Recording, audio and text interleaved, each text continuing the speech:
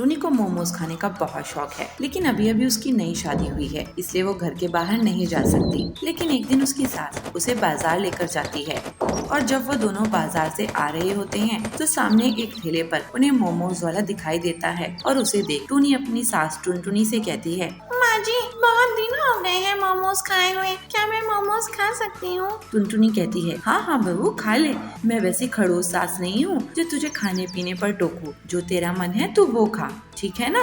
इसके बाद वो दोनों उस मोमोज वाले के पास जाते हैं और टुनटुनी कहती है, अरे मोमोज वाले, जरा एक फुल प्लेट मोमोज तो खिला देना मेरी बहू को। मोमोज वाला टूनी को देखता है और उसे देखता ही रह जाता है और झटपट एक मोमोज की प्लेट लगाकर उसे देता है और कहता है, खाइए खाइए और बताइए कुछ चाहिए होगा तो। टूनी मोमोज खाती रहती है। उसकी सास तो बाहर की कोई चीज खाती ही नहीं थी, इसलिए वो मोमोज भी नहीं खाती। वहीं टूनी देखती है कि मोमोज वाला उसे ही घूरे जा रहा है। टूनी को थोड़ा अजीब सा तो लगता है, लेकिन वो उसे इग्नोर कर देती है और उसकी सास मोमोज वाले को पैसे देकर वहाँ से दोनों घर आ जाती हैं। 2 दिन बाद टूनी का फिर से मोमोज खाने का मन करता है और वो अपनी सास से कहती है, लेकिन उसकी सास की तबीयत आज बहुत खराब थी, इसलिए वो कहती है, अरे बहू तेरा इतना ही मन है तो तू चली जा और मोमोज खाकर घर आ जाना, जा। ठीक है माँ जी। टूनी खुशी खुशी बाजार चली जाती है और वहाँ जाकर उसी मोमोज वाले के पास जाती है और कहती है, एक फुल प्लेट मोमोज दे दीजिए।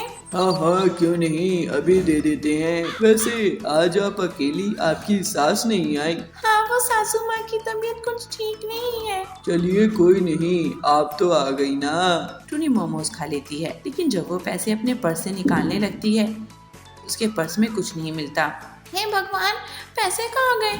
मैंने तो पर्स में ही रखे थे, यहाँ से कहाँ निकल गए? ये रास्ते में गिर तो नहीं गए? इस पर मोमोज वाला कहता है, कोई बात नहीं मैडम, बाद में दे देना, हम कौन से भागे जा रहे हैं, आप भी यही हैं और हम भी यही हैं। आप बताइए, आपकी और सेवा करें? नहीं नहीं, और मुझे कुछ नहीं खाना है। टूनी ऐसे ही घर आ जाती है। अब टूनी जब भी बाजार जाती तो मोमोज जरूर खाया करती और मोमोज वाला उससे पैसे भी नहीं लेता था और फ्री के मोमोज खाकर टूनी को भी मजा आ रहा था। इसलिए जब भी उसका मन करता वो मोमोज वाले के पास आ जाती और जितना मन होता उतने मोमोज खाती। वो मोमोज वाला भी उसे फ्री में मोमोज खिलाकर बहुत खुश रहता था। एक ही दिन जब वो फिर से मोमोज खाने जाती है तो देखती है कि आज ठेले पर मोमोज वाला नहीं बल्कि एक मोमोज वाली खड़ी है। तो वो उस औरत से पूछती है, अरे वो मोमोज वाले भैया कहाँ गए? तो लूसी कहती है, अरे वो तो हॉस्पिटल में पड़ा हुआ ही, बहुत पिटाई की है मैंने उसकी। क्यों? लेकिन आपने उसको क्यों पीटा?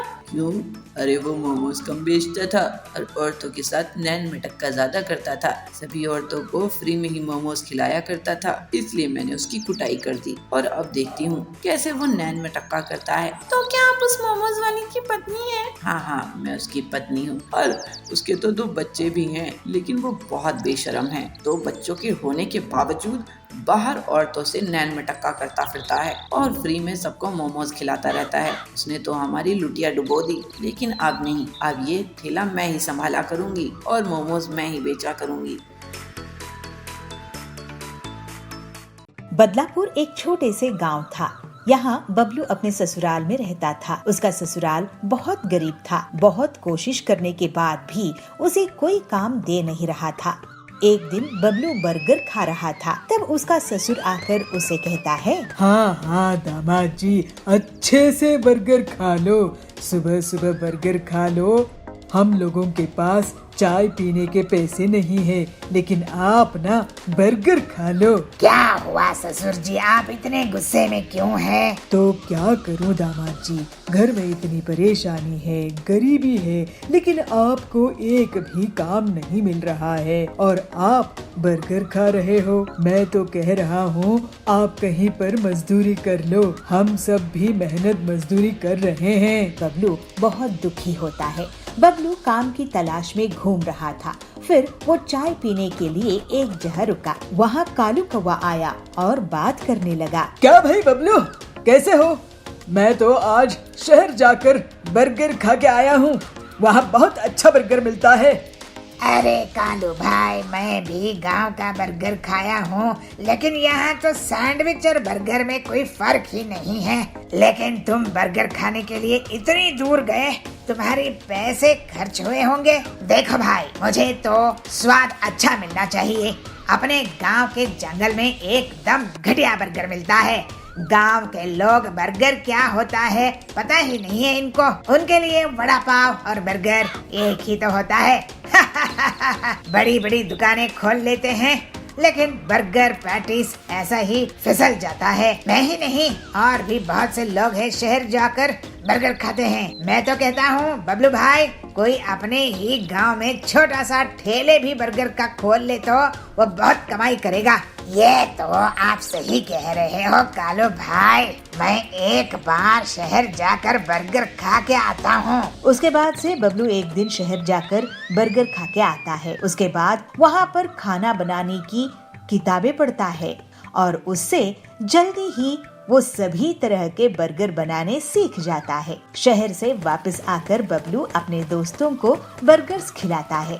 सभी को उसके अलग अलग बर्गर्स बहुत पसंद आते हैं। ससुर जी मैं कुछ काम शुरू करने जा रहा हूँ। क्या काम शुरू करने वाले हो बबलू जी? आप इतने टाइम शहर में क्या सीख के आए हो और पैसे जमा कर लिए हो क्या? बिना उसके तो कोई काम नहीं शुरू कर सकते। आप बस देखते जाइए ससुर जी। ठीक है देखते हैं अब क्या कमाल करोगे।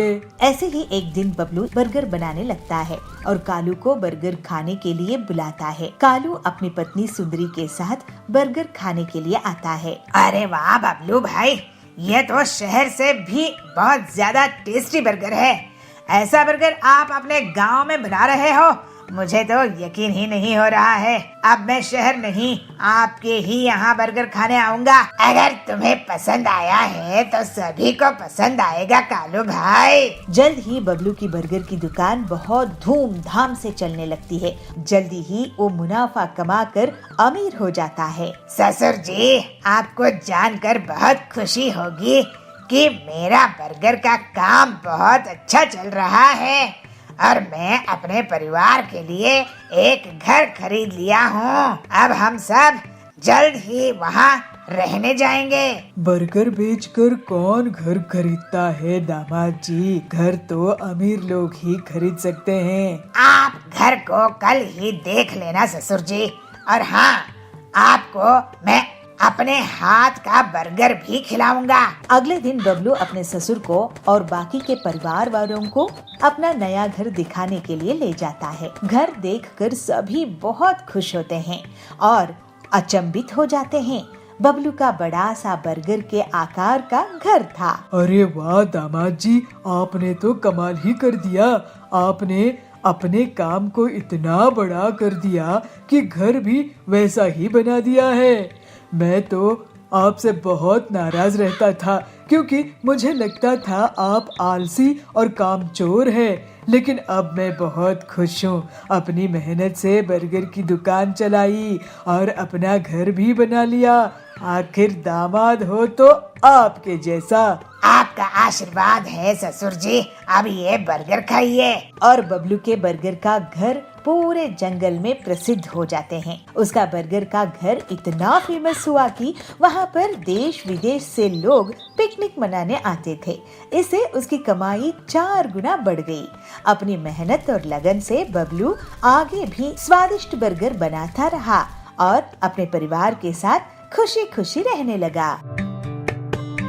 बिहारपुर के जंगल में कड़क सेठ रहता था। उसके पास बहुत बड़ी बड़ी जमीन थी। कड़क का एक बेटा था कालू। कालू दिन भर मोटरसाइकिल चलाता था और यहाँ वहाँ पैसे लुटा रहा था। कड़क सेठ कालू की इन हरकतों से बहुत नाराज हो जाता है और एक दिन उसे अपने पास बुलाता है। कालू, तुझे क्या लगता है ये इतनी बड़ी जमीन जायदाद मैंने ऐसे ही खड़ी कर दी है? इसमें मैंने खून पसीना बहाया है, दिन रात मेहनत करके यहाँ तक पहुँचा हूँ और एक तू है जो सब कुछ बर्बाद करने में तुला हुआ है। दिन भर कोई काम धाम नहीं करता, बस आवारागर्दी करता रहता है। तेरा पढ़ाई में भी मन नहीं लगता है। इतना भरी हुई फीस बेकार गई। तू एक छोटी सी नौकरी के लायक भी नहीं है। लेकिन पिताजी हमारे पास सब कुछ तो है, मुझे मेहनत करने की क्या जरूरत? हाँ, जब समय आएगा तो मैं सब संभाल लूंगा। रहूंगा। किसने कहा कि तुझे ये जमीन जायदाद मिलेगी? तू किसी लायक ही नहीं है। मैं तेरे नाम कुछ भी नहीं करूँगा। पहले एक काम तो करके दिखा, तब तो मैं मानूं कि तू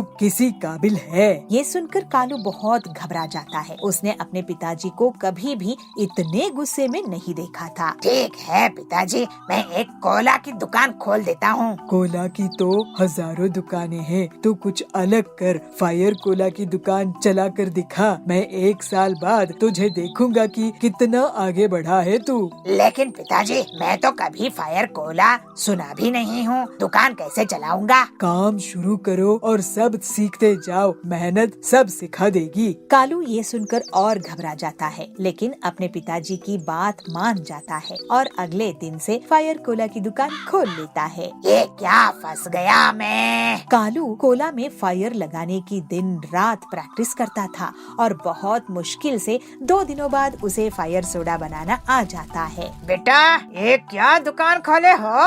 हरिया काका, फायर सोडा है ये, एक बार पी के तो देखो। ठीक है, तुम बच्चे भी क्या क्या काम करते रहते हो, मुझे एक फायर कोला देना तो। जी अभी लो। कालू ऐसे तैसे करके एक फायर कोला बनाकर हरिया को दे देता है। तो हरिया कहता है, वाह कालू बेटा, तुमने तो बहुत ही टेस्टी फायर कोला बनाया है। मैं और लोगों के साथ फायर कोला पीने फिर आऊंगा। अरे कहीं ये मुझे पिटवाने के लिए और लोगों को तो नहीं लेकर आने वाला है। दादी ने मुझे कहाँ फंसा दिए। फायर कोला के काम में सादा कोला भी बेच सकता था ना। मैंने तो जैसे तैसे फायर कोला बनाकर दे दिया था। कालू, जो मुझे तुमने फायर कोला दिए थे ना, वो मेरे इन पोते पोतियों को भी दो।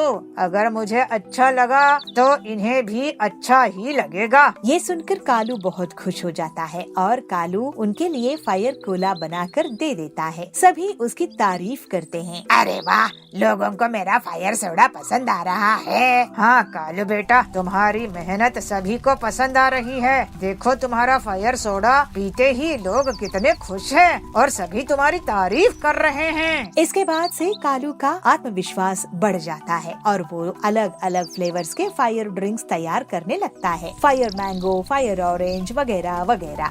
ऐसे अचानक से उसकी दुकान में बहुत भीड़ लगने लगती है। कालू अब दिन रात मेहनत करता था। मुझे एक फायर मैंगो देना। मुझे फायर कोला और ऑरेंज मिक्स करके देना। भाई, मुझे तो रेगुलर फायर कोला ही अच्छा लगता है। जी ये लीजिए आपके फेवरेट फायर ड्रिंक्स। इसके बाद से कालू का आग वाला ड्रिंक पूरे जंगल में फेमस हो जाता है और 1 साल कब बीत गए कालू को पता ही नहीं चलता। 1 साल बाद उसके पिताजी उसके पास आते हैं। क्यों कालू, दुकान कैसी चल रही है बेटा?